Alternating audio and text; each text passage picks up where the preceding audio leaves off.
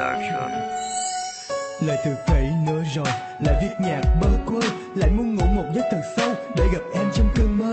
Vì nơi đó ai biết được gần em, xóa đi tư cách của người theo dõi, chẳng cần đấu tranh với em đâu. Lời nói chỉ khiến em thêm mệt mỏi khi cành hoa tươi lại là em. Hoa chỉ nở vào sớm mai, ngàn người qua thì họ vẫn ngắm, khi trong số đó anh chẳng là ai.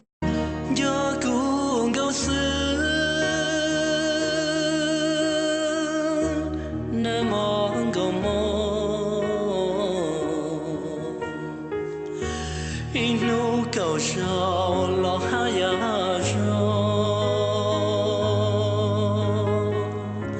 thao tương nhớ hẹn cô họ phong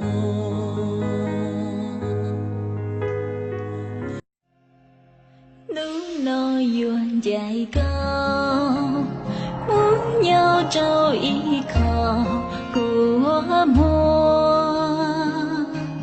lo cứ mùa y lo lưu sáng hay kia trâu cò cũng gió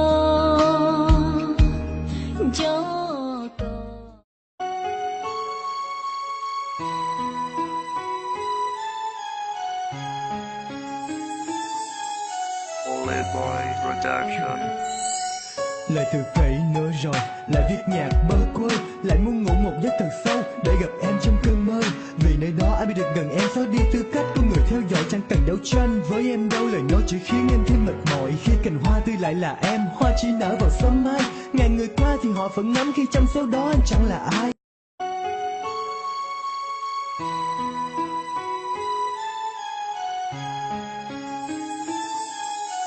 Playboy Production.